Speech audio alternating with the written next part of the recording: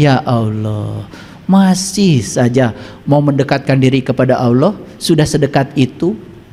Sadar bahwa Allah dekat bersama kita. Sadar? Sadar? Ya Allah. Ketika tidur, ini tidur, ini tidur, ini tidur, ini tidur.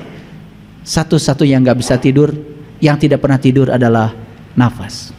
Betul? Hafal ayat kursi? Hafal. Buat apa?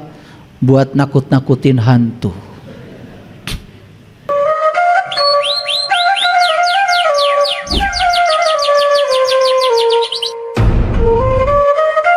Disitulah kita akan merasakan kebangkitan kesadaran.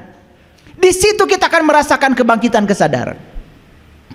Karena kalau kita bicara hari kebangkitan, selalu saja nanti, belum tentu kebahagiaan. Hari kebangkitan itu adalah sekarang. Kita mau bangkit atau tidak, terserah kita sekarang. Mau bangkit apa tidak? Bangkit dari apa? Bangkit dari ketidaksadaran agar kehidupan bisa dimulai. Barang siapa yang dijauhkan dari neraka dan dimasukkan ke dalam surga, maka sungguh ia telah beruntung. Kehidupan dunia itu tiada lain hanyalah kesenangan yang memberdayakan. Lihat saya, ketika kita dijauhkan dari neraka, berarti kita didekatkan pada surga. Kapan seseorang itu bisa dijauhkan dari neraka? Lihat saya semuanya. Neraka itu terjadi karena kesadaran kita rendah. Surga itu terjadi ketika kesadaran kita sudah tinggi. Saya kasih contoh. Ada orang memfitnah kita. Kita mau lihat orang itu sebagai musuh atau melihat orang sebagai guru? Benar aja. Yang benar. Orang menjatuhkan nama baik kita, memfitnah kita.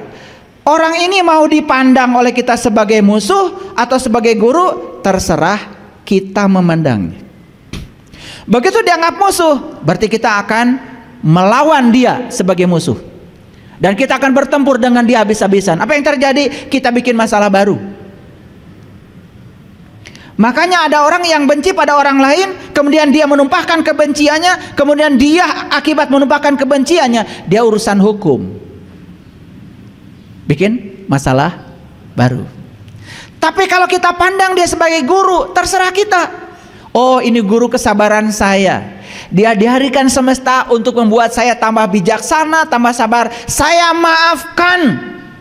Karena dia sesungguhnya tidak memfitnah saya. Dia merendahkan dirinya sendiri. Saya tidak akan pernah bisa jatuh di fitnah siapapun selama saya berbuat baik. Bagusan mana? Menganggap musuh atau menganggap guru? Sudah gitu kalian. Berarti belum mulai hidupnya. Belum dimulai. Belum dimulai. Belum dimulai. Udah mulai terasa? Udah mulai terasa? Oke, lanjut. Jadi dia mau dijadikan musuh terserah kita, mau dijadikan guru terserah kita. Tergantung kesadaran kita. Yang sadar dia jadikan dia sebagai guru, yang tidak sadar akan dijadikan dia sebagai musuh. Apa yang terjadi? Begitu dia jadikan musuh, kita menciptakan neraka bagi diri kita sendiri. Begitu kita jadikan guru, kita menciptakan surga bagi kita sendiri. Itu maksud saya, neraka dan surga di sini dulu, di sini dulu. Karena kalau kita sudah begitu di sini, sudah tinggal di surga di sini, ya udah, antar mati juga pasti masuk surga. Gak mungkin otomatis tiap hari tinggal di neraka, musuhnya banyak, bikin masalah terus dalam kehidupan, tiba-tiba besok-besok masuk surga gitu. Kahartos? Lanjut. Oke. Jadi barang siapa yang dijauhkan dari neraka, maka dia sudah jadi orang yang beruntung. Dijauhkan dari neraka berarti kita diberi kesadaran yang tinggi. Nah, begitu kesadaran kita meningkat, berarti kehidupan sudah dimulai. Berani mengatakan sekarang kalian sudah memulai kehidupan? baru dua aja nggak ada dua-duanya. Ya nggak apa-apa. Setelah ini bertekad, saya akan memulai kehidupan. Pasangan hidup saya seburuk apapun perilakunya pada saya, nggak apa-apa. Karena dia dijodohkan dengan saya, dihadirkan oleh Allah kepada saya, dia akan dijadikan guru bagi saya, guru kesabaran saya. Pulang dari kajian ini langsung sungkem, terima kasih guruku.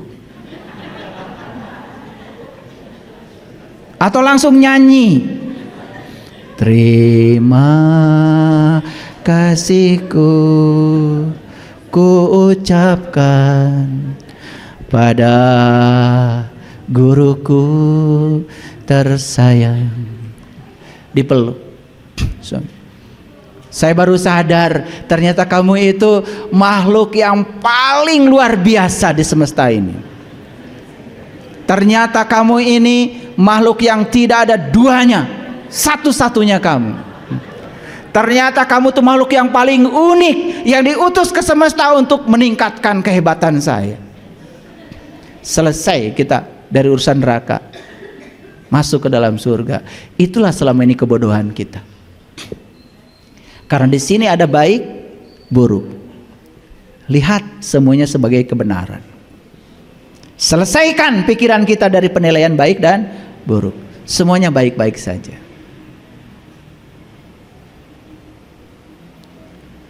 Lanjut? Oke. Jadi ada yang namanya penyakit wahan dalam hadis. Saya membaca hadis riwayat Abu Daud nomor 4297 dan riwayat Ahmad. Jadi dalam hadis ini Rasulullah ditanya, ya, apa wahan itu? Ini singkatnya Rasulullah menjawab, wahan itu adalah cinta dunia dan takut mati. Hubud dunya wa karihatul maut. Jadi begitu seseorang melekat pada dunia, dia akan lupa jati dirinya. Dia lupa bahwa sesungguhnya dia datang ke dunia itu hanya diperankan semesta untuk memayu hayuning bawono, bukan untuk melekatkan diri pada dunia. Inilah masalah besar kita. Setiap hari habis waktu kita untuk mengumpulkan yang akan ditinggalkan. Memberi saja kepada orang lain susahnya setengah mati. Karena tidak sadar kalau memberi itu bukan memberi siapapun. Memberi adalah memberi pada diri sendiri. Karena setiap pemberian akan kembali kepada kita. Justru kalau orang yang sudah sadar hidupnya seperti itu, saat dia memberi, dia berterima kasih pada orang yang mau diberi. Kalian ketika memberi diperhatikan, ucapin terima kasih enggak ya? Selesai itu, kamu enggak tahu diri ya? Dikasih hanya mengucapkan terima kasih aja pada saya, besok enggak saya kasih lagi. Ini hidupnya belum dimulai. Makin banyak ya. Nanti kesimpulannya, oh ternyata selama ini saya hidup sampai usia setua ini belum dimulai. Makanya di komunitas saya, kalau saya berbagi sembako, berbagi apa, ya, saya ngasih sambutan dulu biasanya. Di tempat ini saya biasanya bagi sembako. Setiap hari raya Islam kita bagi sembako. Di sini undang masyarakat. Pertama saya mengucapkan terima kasih kepada Bapak Ibu yang telah hadir, yang mau menerima pemberian saya. Karena kalau tidak ada Bapak Ibu yang menerima pemberian saya, bagaimana saya bisa menyimpan kebaikan saya? Karena semua yang saya kumpulkan di tabungan saya belum tentu milik saya. Semua yang saya belikan rumah, belikan ladang, belum tentu juga milik saya. Malah jadi bisa konflik untuk anak cucu saya. Tapi yang saya bagikan kepada Bapak Ibu jelas itu milik saya. Terima kasih sudah menerima titipan saya. Dan suatu saat semesta akan mengembalikan kepada saya, bukan kepada siapa-siapa. Begitu kita sudah hobi memberi yang semacam itu, kehidupan sudah dimulai. Nah, kenapa tadi ayatnya kan jelas? Ayatnya jelas. Kenapa manusia banyak yang takut mati? Takut mati itu gara-gara hubud dunya. Dunia yang harusnya diolah menjadi instrumen yang dapat mengantarkan kita pada kesadaran yang tinggi, malah kita miliki, malah kita melekat kepadanya. Apa yang terjadi? Itu yang menyebabkan banyak ruh-ruh yang saat keluar dari tubuh ini masih melekat kepada yang dia miliki. Gak bisa pulang muni ayat inna lillahi wa inna ilaihi raji'un. Makanya kata-kata Rasulullah keren banget. Penyebab takut mati salah satunya adalah hubud dunia. Saya mengajak untuk berbuat kebaikan itu. Kadang-kadang sudah dikasih contoh pun, saya kalau mengajak, yuk kita kumpulkan dana, saya pasti duluan. Saya tidak pernah ya menyeru, ya mohon maaf, jamaah saya melakukan kebaikan tanpa saya melakukannya. Silakan ditanya. Saya kalau di grup menyeru sahabat-sahabat saya, yuk kita berbuat kebaikan, saya pasti orang pertama yang melakukannya. Sudah dikasih contoh seperti itu pun terkadang masih saja ini nih pikiran gelap. Itu yang disebut dengan ego. Karena kita belum hidup, belum memulai kehidupan. Clear? Oke, lanjut. Maha suci Allah, yang di tangannya lah segala kerajaan. Dia maha kuasa atas segala sesuatu, yang menjadikan mati dan hidup, supaya dia menguji kamu, siapa di antara kamu yang lebih baik amalnya. Dan dia maha perkasa lagi maha pengampun. Jadi sebetulnya ya, adanya mati dan hidup itu tujuannya cuma satu, untuk menguji siapa yang paling baik amalnya. Saya bertanya, ingin gak kehidupan kita di masa yang akan datang itu penuh dengan keberlimpahan, dihadiri sahabat-sahabat yang berkesadaran, lahir dari keluarga yang serba berkecukupan, apapun yang kita butuhkan ada? Mau berbuat baik saat ini, nabung saat ini, karena semua karma baik yang kita tabung hari ini tidak akan tidak direkam oleh semesta. Karena apa? Yang merekam adalah nafas kita. Kita berbuat baik direkam oleh nafas, kita berbuat jahat kita pun direkam oleh nafas. Apa yang tidak direkam oleh nafas?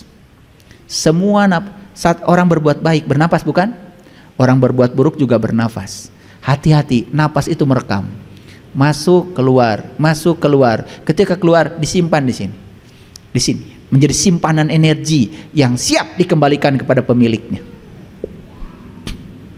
Paham? Sekalian kalian bernafas, alhamdulillah masih diizinkan nafas masuk ke sini.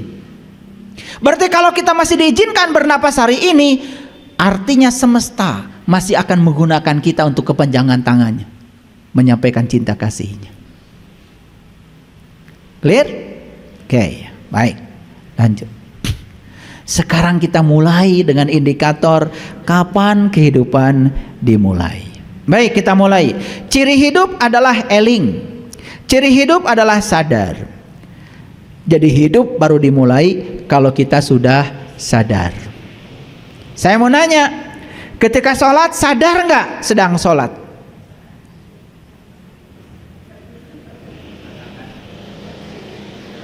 Sadar aja sedang sholat. Apa cirinya orang ketika sholat sadar? Kalau dia sedang sholat, dia hadir di sini, saat ini, sekarang. Berterima kasih kaki masih bisa menopang. Berterima kasih tangan masih bisa takbiratul ihram. Berterima kasih napas masih ada. Berterima kasih tubuh masih bisa ruku. Berterima kasih tubuh masih bisa sujud. Berterima kasih rasa air menyentuh tangan waktu wudhu masih terasa. Kalau hadir selalu setiap melakukan apapun, itu namanya hidup sudah dimulai. Selanjutnya, ketika sholat juga sadar bahwa sholat itu mengingat Allah, karena perintah sholat jelas. Aqimis sholata li zikri, dirikanlah sholat untuk mengingat aku. Pertanyaan saya, apakah ketika sholat mengingat Allah? Ketika sholat malah ngaprak.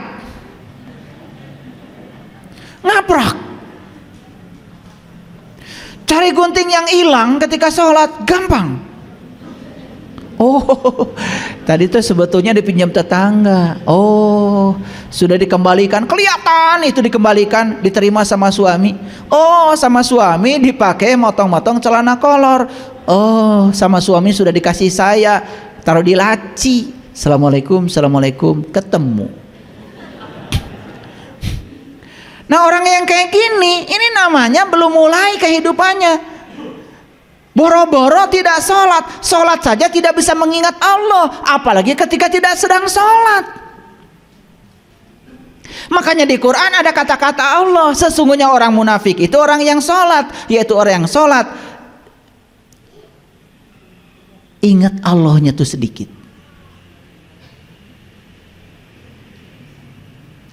Innal munafiqina yukhadi'una Allah wa huwa khadi'uhum. Wa idza qamu ila shalah qamu kusala yura'una nas wa la yazkurunallaha illa qalila. Tidak mengingat Allah dalam salatnya kecuali sedikit sekali. Yang sedikit saja ingat Allahnya munafik, apalagi yang enggak ingat sama sekali. Coba. Tapi kita sibuk kan? Makanya kemarin saya membuat judul ceramah kajian live kemarin 20%, 80%. Banyak orang yang aktivitasnya 80%, hasilnya 20%. Tapi ada orang yang aktivitasnya 20%, tetapi hasilnya 80%. Maaf ya, mungkin saja rakaat sholat kita sudah banyak, bahkan semua sholat sunnah pun kita lakukan, tapi semua dilakukan dalam tidak sadar. Jangan-jangan aktivitas 80%, hasilnya 20%. Mungkin saja ada orang yang sholatnya 20%, mungkin saja sholat sunnah tidak sebanyak kalian, hanya sholat-sholat yang fardu saja, tetapi setiap gerakan sholat dia hadir di sini saat ini sekarang, sadar, eling sedang sholat, bahkan dia mengingat kepada Allah karena sudah tahu dan kenal kepada Allah. Mungkin 20%, tetapi hasilnya 80%. Maaf ya, saya minta maaf terus nih hari ini. Yang pertama ciri hidup itu adalah eling atau sadar. Dan hidup baru dimulai kalau kita sadar dengan apapun yang sedang kita lakukan. Sadar nggak kalau kita sekarang sedang duduk? Sadar nggak kalau sekarang sedang mendengarkan kajian? Sadar. Sadar nggak bahwa kita bisa duduk karena ditarik oleh bumi?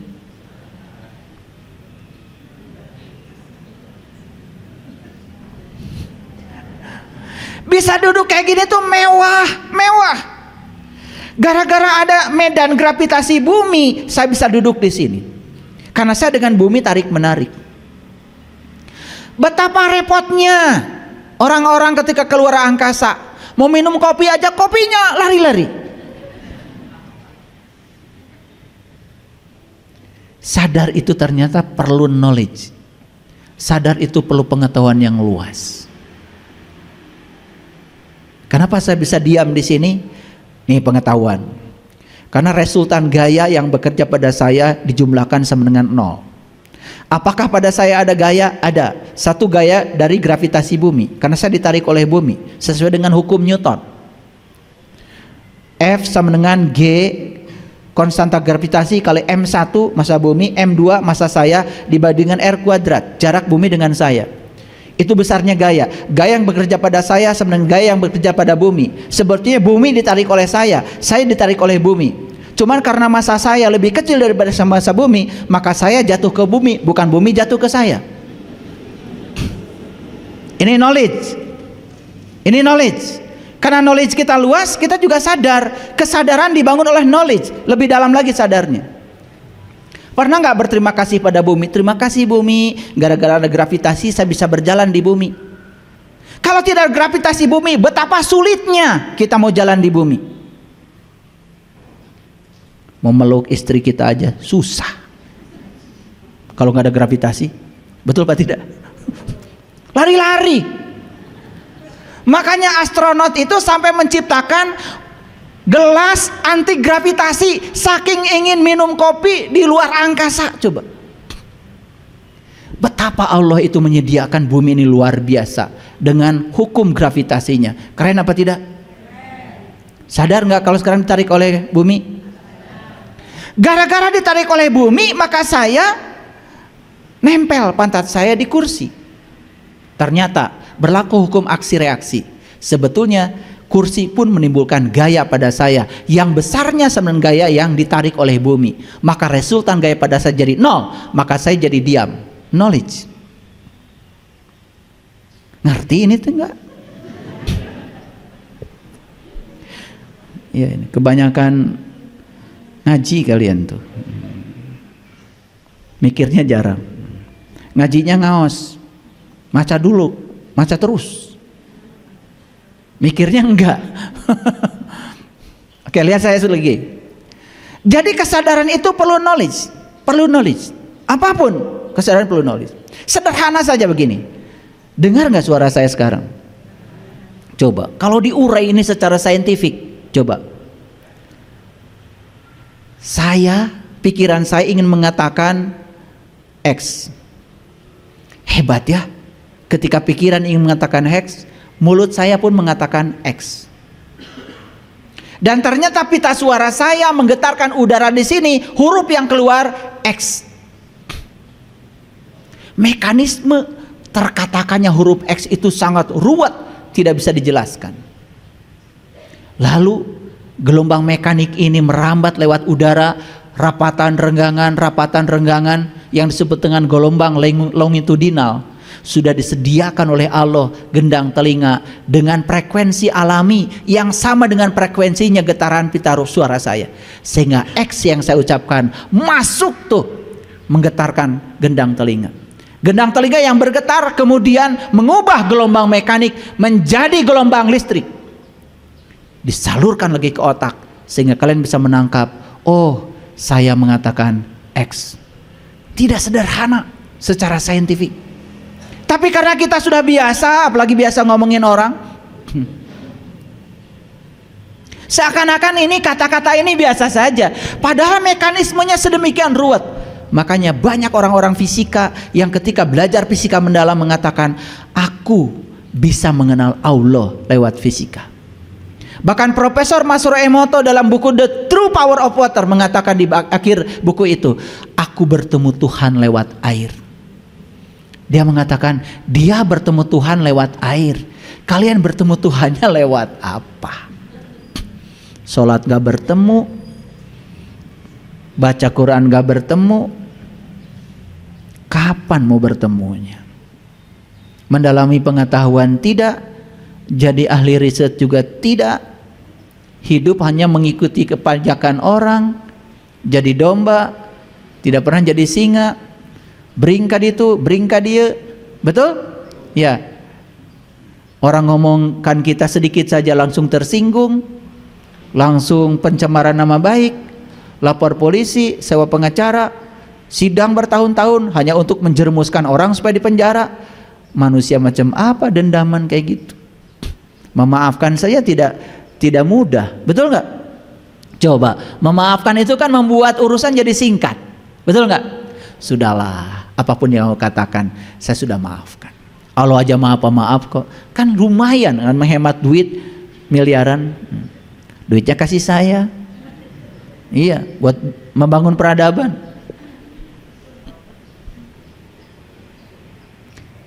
Lanjut, ya. Yang kedua, sadar bahwa kita dicipta untuk tujuan Sang Pencipta. Sadar nggak? Sadar nggak? Sadar nggak bahwa kita dicipta bukan untuk kita? Kita dicipta untuk tujuan Allah, bukan untuk tujuan kita. Kalau kita sadar bahwa kita dicipta untuk tujuan Allah, ya stop ngatur-ngatur Allah. Gimana Allah saja, baru hidup dimulai. Pertanyaan saya, sudah begitu nggak hidup kita? Kalian tuh terlalu soleh, habis sholat ngatur-ngatur Allah, supaya Allah ngikutin keinginan kamu.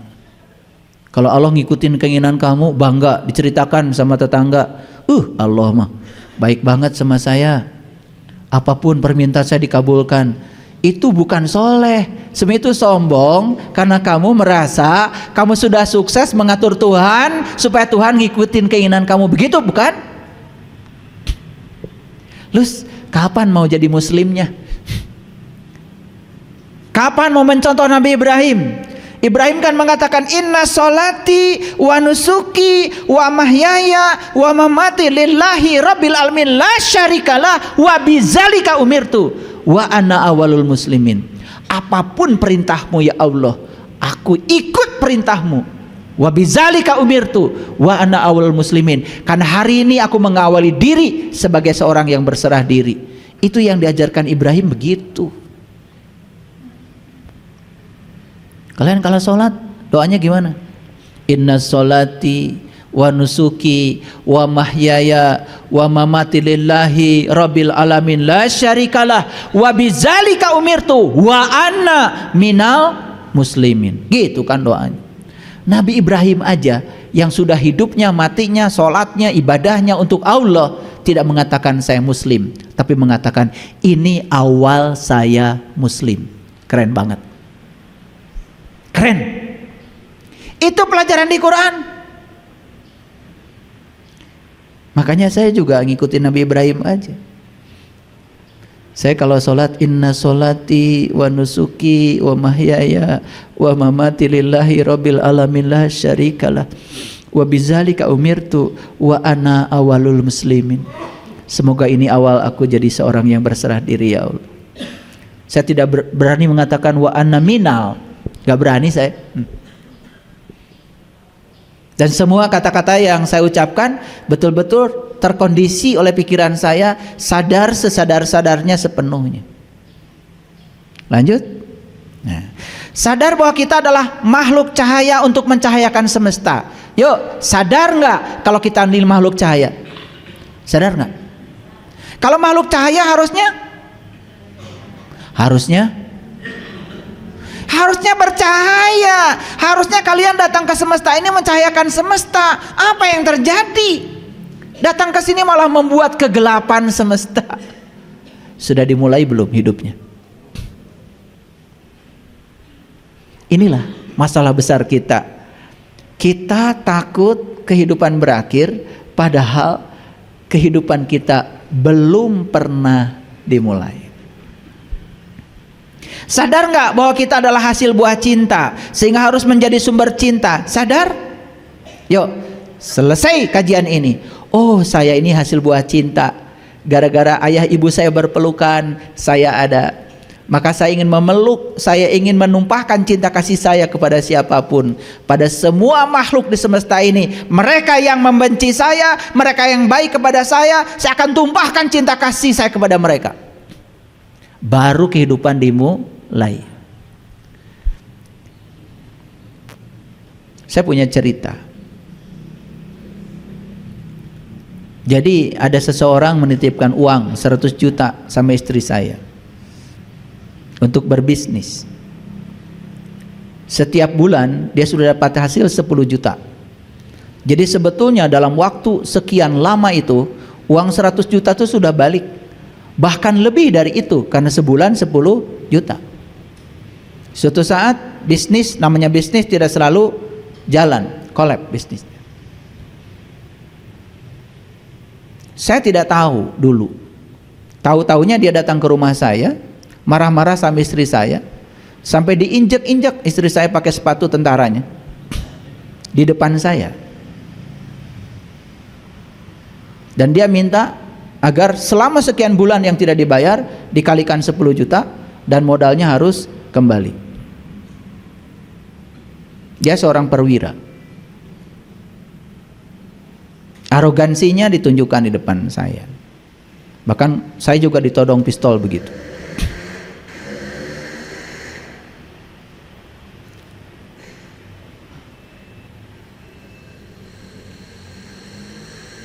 Saya bilang sama istri saya, kita harus baik tetap sama dia. Kita bayar semua permintaannya. Sampai 6 tahun saya tidak menerima gaji sebagai PNS. Diambil semuanya sama dia. 6 tahun. Sepeser pun saya tidak terima gaji. Dan saya tidak kekurangan sama sekali. Di situ saya belajar dengan istri saya, bagaimana kita bisa menyayangi orang yang seperti itu kepada kita. Dan ternyata dia meninggal. Saat meninggal, dia meninggalkan anak-anaknya. Saya bilang sama istri saya, kita bantu kuliah anak-anaknya. Wisuda, kita datangi wisudanya.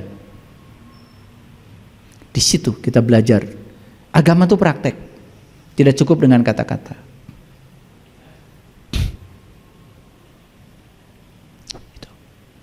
Jadi apa yang saya katakan kepada hadirin semua, apa yang sudah saya alami.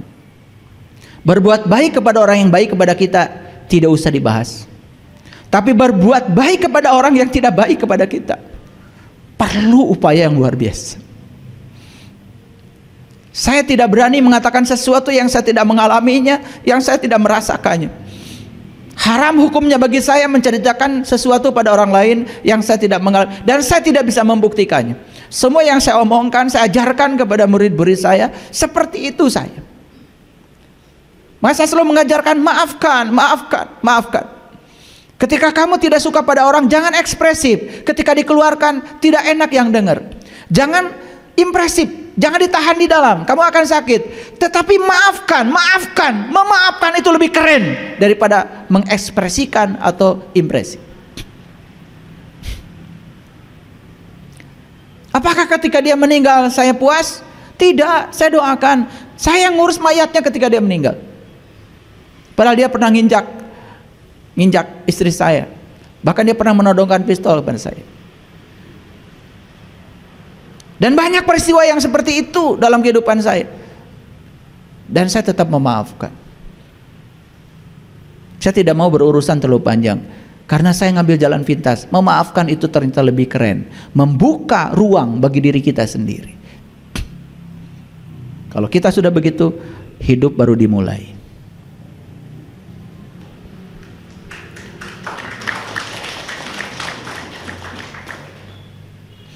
Sadar bahwa di balik semua hal yang terjadi ada pesan semesta. Sadar sekarang. Apapun yang terjadi, jangan menilai baik, jangan menilai buruk, jangan menilai benar, jangan menilai salah. Langsung, apapun yang terjadi pasti ada alasan terjadinya. Tidak ada satu peristiwa pun di semesta yang tidak ada Allah hadir di belakangnya. Buang penilaian baik dan buruk. Karena kita ini sering ego, menilai orang lain baik dan buruk. Dan banyak yang masih seperti itu. Katanya mengajarkan kesadaran pada umat, tetapi dia sendiri menebarkan kebencian pada umat dengan memberikan hukuman-hukuman pada orang lain yang menurut penilaian dirinya sendiri. Stop usil pada orang lain. Yuk kita perbaiki diri kita sendiri, ngaji ke dalam. Terlalu lama kita ngaji keluar. Hasilnya apa? Hasilnya kita hari ini masih reaktif dan masih membenci sesuatu yang tidak sesuai dengan kita. Belum siap kita untuk toleran pada orang lain. Maka intoleransi itu adalah sesuatu yang sangat berbahaya di negeri yang majemuk ini. Saya inginnya sembunyi, sebetulnya tidak mau bicara. Tetapi leluhur-leluhur saya selalu mendorong saya, bicaralah kamu. Saya tahu setiap saya bicara pasti ada resikonya. Dan saya harus mengatakan kebenaran ini walaupun pahit. Sadar bahwa hidup adalah pinjaman yang harus dikembalikan. Sadar nggak? Kalau sekarang kita ini sedang dikasih pinjaman kehidupan dan saatnya harus dikembalikan. Kita sedang ngontrak di sini. Entah sudah berapa tahun. Saya sudah ngontrak di sini 57 tahun sampai hari ini. 57 tahun. Dan saya sadar bahwa rumah kontrakan saya ini pada saatnya tidak layak pakai lagi dan saya harus pergi dari sini. Dan saya sudah menyiapkan rumah masa depan untuk jiwa saya, bukan rumah masa depan buat tubuh saya. Saya sampai sekarang tidak pernah amanat pada anak istri saya, nanti kalau saya mati saya kubur di mana. Saya juga tidak punya uang untuk membelikan kuburan mahal, tidak ada. Nanti kalau saya mati tubuh saya silakan kamu mau asingkan saya kemana, nggak peduli. Karena saya sudah tidak ada di situ lagi. Tidak perlu dikeramatkan tubuh saya, tidak perlu.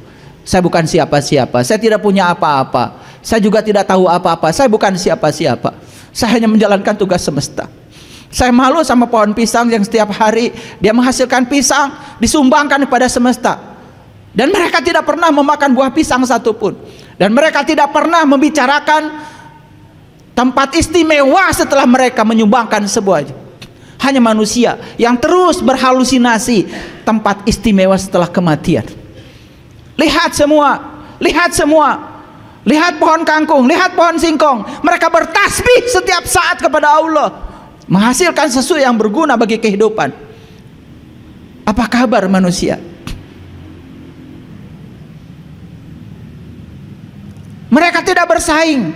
Tidak pernah bumi ingin menjadi matahari, tidak pernah matahari ingin menjadi bumi. Mereka hanya menjalankan peran yang diberikan semesta. Sendiri-sendiri mereka tasbih. Apa peran semesta buat saya? Apa peran semesta buat kalian? Sudahkah kalian tahu direncanakan untuk apa kalian ada di sini? Pernahkah kalian bertanya kepada Allah, ya Allah, aku datang ke sini direncanakan untuk apa ya Allah? Jangan-jangan aku bikin rencana-rencana baru yang berbeda dengan rencanamu, dan itu yang membuat saya menderita. Masihkah menyalahkan Allah?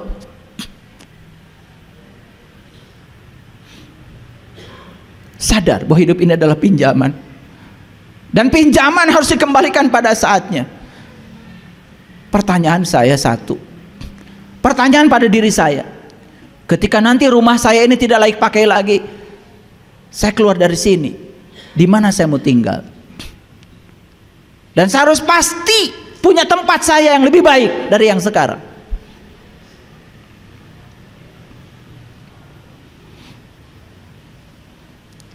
Sadar bahwa tujuan hidup adalah hidup itu sendiri. Hidup ini tujuan hidup. Hidup ini sudah tujuan hidup. Buat apa kita meruskan tujuan hidup? Hidup ini sudah tujuan hidup. Tujuan hidup itu ya hidup. Nikmati hidup ini, nikmati. Sayangi orang-orang yang dekat dengan kita. Sayangi anak-anak kita, cucu kita, pasangan hidup kita. Hormati keberadaan mereka. Tumpahkan cinta kasih kita kepada mereka, biar mereka merasakan kehadiran kita di semesta ini ada dan membawa berkah bagi mereka. Jika jalan di komplek kita rusak, bangun jalan itu supaya bagus untuk kita juga. Gak usah pelit sama harta. Makin banyak yang kita keluarkan, makin banyak yang akan datang kepada kita. Sadar bahwa tubuh dan pikiran bukanlah diri sejati kita. Sadar nggak? Kita bukan tubuh, hadirin. Kita bukan pikiran, bukan. Diri sejati kita adalah kesadaran yang ada pada diri kita. Jangan dikendalikan oleh pikiran. Biar kesadaran yang mengendalikan pikiran kita. Begitu kesadaran sudah mengendalikan pikiran, rasakan kehidupan penuh berkah dan kedamaian. Tidak ada konflik lagi. Kenapa konflik itu terjadi? Lihat saya semua. Semua konflik terjadi karena kita belum selesai dengan diri kita sendiri. Bereskan semuanya. Berdamai dengan diri sendiri, baru hidup dimulai.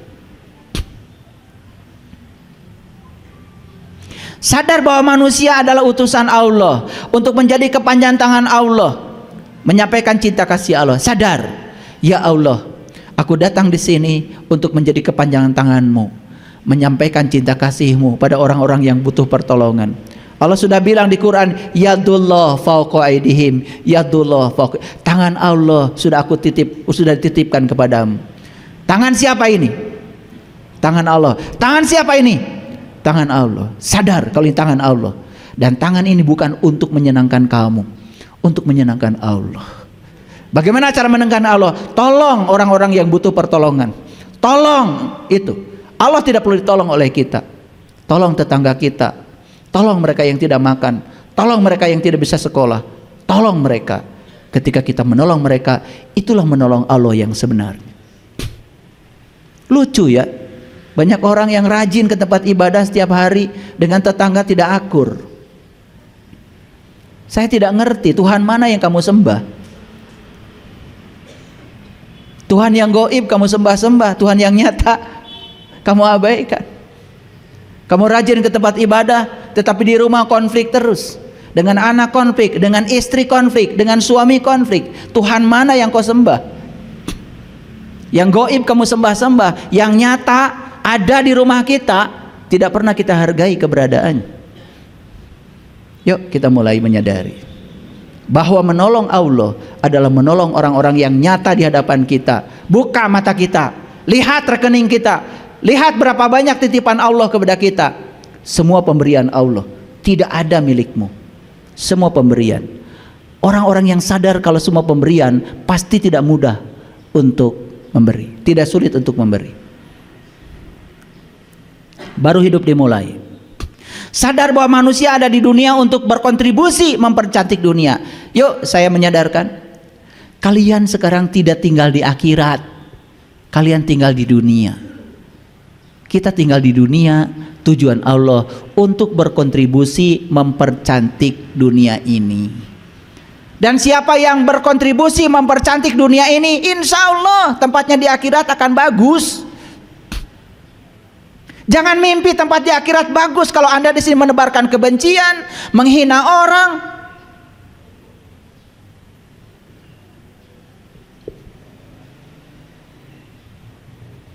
Udah gitu menghina orang atas nama Tuhan dan agama. Gak ngerti saya. Saya tidak percaya ada perang suci. Kalau orang sudah mencapai kesucian, tidak mungkin berperang. Perang itu semua adalah karena keserakahan. Saya tidak percaya ada darah orang lain yang harus dihalalkan oleh Tuhan. Saya tidak percaya. Semua makhluk harus dihormati, bahkan semut pun harus dihormati. Bahkan ada semut di meja, saya tidak bunuh, saya antarkan dia ke tempatnya, diambil, saya pindahkan ke tempatnya. Karena dia juga makhluk, dia juga ingin hidup. Apa kabar? Katanya kita ini adalah punya Tuhan yang Maha Pengasih, Maha Penyayang, tapi rasa cinta dan ulas asih tidak ada. Dendaman pada orang, bahkan ketika orang lain tersungkur, terpuruk karena dijatuhkan oleh kita, kita merasa puas. Makhluk macam apa yang kayak gini? Masih mengharapkan surga gitu di akhirat? Di sini aja sudah tinggal dalam neraka. Sadar bahwa semua yang ada di tangan kita adalah pemberiannya. Sadar nggak? Yuk, sadari. Semua yang di tangan kita hari ini adalah pemberian. Semua pemberian harus diberikan. Lihat saya semua.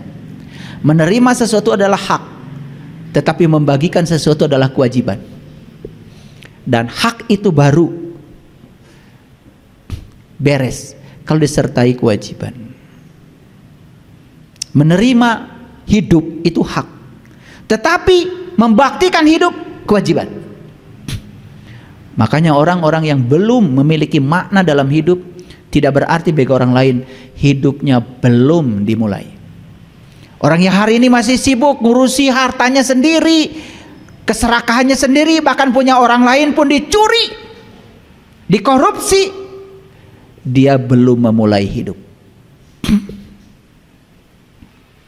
Sadar bahwa memberi itu adalah untuk diri sendiri. Sadar? Kalau sadar, Anda sudah memulai hidup. Sadar bahwa memuliakan orang lain adalah memuliakan diri sendiri. Sadar? Kalau Anda sadar bahwa memuliakan orang lain adalah memuliakan diri sendiri. Istri saya cerita, kemarin ada reunian. Dan biasanya kalau reunian, kami itu pasti ngasih barang-barang yang bagus. Untuk door prize itu tidak pernah saya ngasih baju bekas, sepatu bekas, nggak pernah. Apalagi karena tidak terpakai oleh saya kasih ke orang lain, nggak pernah, itu buang sampah. Malam-malam istri saya minta dibelikan kertas kado. Udah, saya suruh orang beri kertas kado dan kemudian bungkuslah. Semua baju baru di rumah dibungkus. Udah, dibawalah untuk door prize di tempat reunian teman-temannya. Kemudian dia memantau, loh kok bungkusan kado yang dari kita kok nggak dibagikan? Telepon panitianya, itu bungkusan kado dari kami kok nggak dibagikan? Jawabannya apa? Iya, mohon maaf, karena kami tahu kalau dari Akang dan dari Cece pasti bagus-bagus, jadi itu buat panitia. Bagus juga sih, karena mereka tahu kalau kami memberi tidak pernah yang jelek, ya. Makanya saya sering bilang kalau mau ngasih ke orang yang bagus. Banyak yang ngasih sama saya sekarang udah mengerti. Ngasih jas bagus. Ada yang nanya, ayah sepatunya Pak Geox. Masa Kaki saya yang istimewa ini dikasih sepatu murah, cap kelinci. Ya saya pantaskan diri saya. Ya terserah, kamu mau ngasih atau nggak ngasih nggak apa-apa. Tapi kalau mau ngasih, yang bagus. Maka di Quran dikatakan, tidaklah disebut pemberian kecuali kamu memberi yang kamu cintai. Itu Quran. Paham sekarang? Jika kita sudah memberi kepada orang lain yang terbaik, hidup sudah dimulai. Awas, kamu ngasih baju bekas, diumumkan di speaker, bekas lagi, masih dikasih judul bekas tapi layak pakai. Itu pembenaran, ya. Padahal itu buang sampah dengan cara ngaku-ngaku sebagai dermawan. Itulah yang kata Nabi, innamal a'malu binniyat, tergantung niat kamu. Kalau mau memuliakan orang lain, yuk. Karena memuliakan orang lain, memuliakan diri sendiri. Kalau kita sadar memuliakan orang, memuliakan diri sendiri, hidup sudah dimulai. Sadar bahwa masa lalu dan masa depan itu tidak ada. Sadar? Sadar?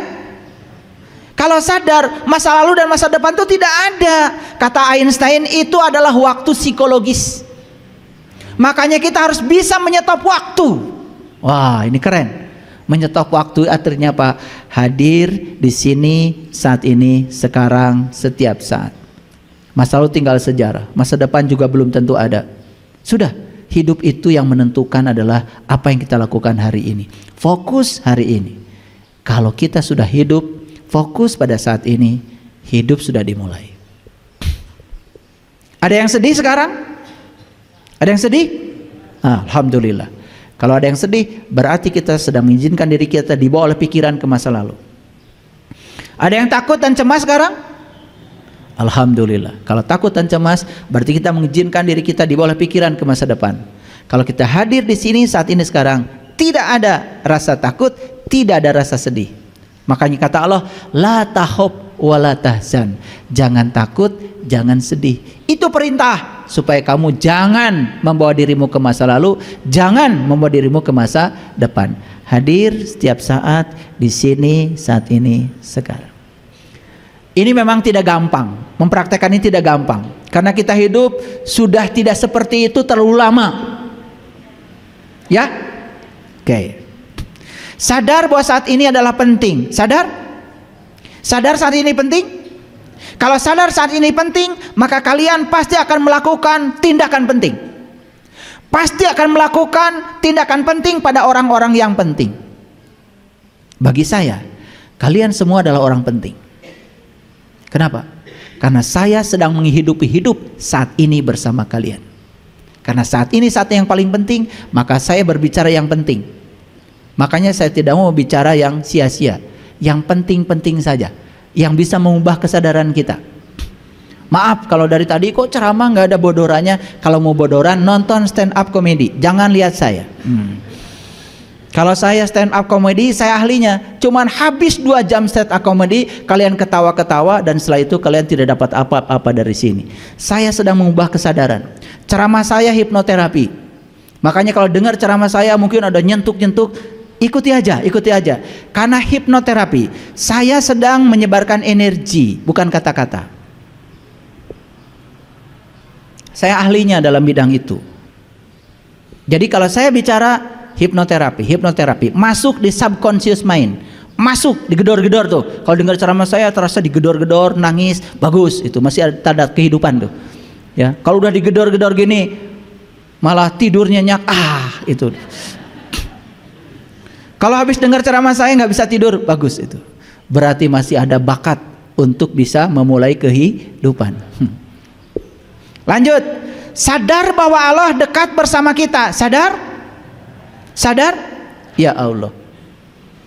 Ketika tidur, ini tidur, ini tidur, ini tidur, ini tidur. Satu-satu yang nggak bisa tidur, yang tidak pernah tidur adalah nafas. Betul?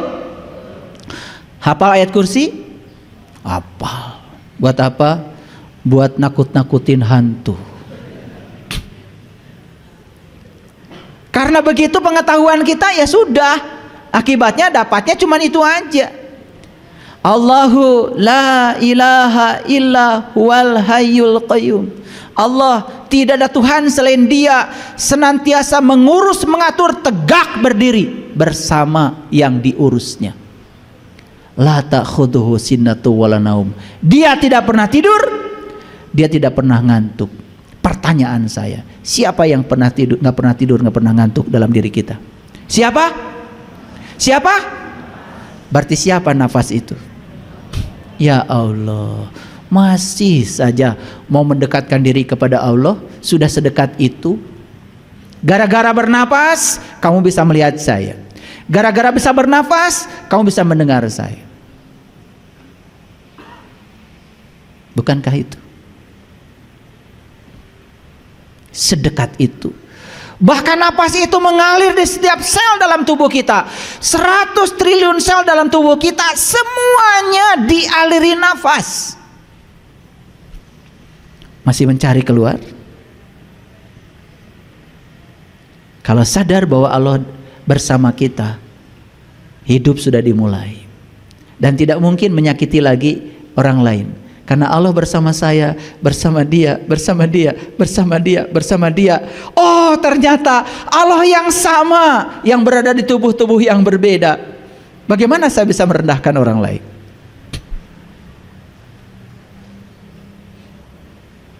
Apalagi menghajar orang lain, menghakimi orang lain atas nama Tuhan dan Allah. Saya ragu, dia kenal apa tidak sama Allahnya dia? Jangan-jangan cuma nyebut-nyebut aja. Luar biasa. Nah, ketika kita sudah menemukan arti hidup, ketika kita dapat memperlakukan orang lain seperti memperlakukan diri kita sendiri, ketika hidup sudah memberi manfaat bagi makhluk lain, ketika keberadaan kita membawa kedamaian bagi makhluk yang kelihatan dan juga yang tidak kelihatan, itu artinya indikasi bahwa hidup sudah dimulai. Yuk, yang terakhir saja kita rangkum. Jawab pertanyaan saya. Apakah kita sudah menemukan berkah hidup? Apakah kita sudah membagikan berkah hidup kepada orang lain?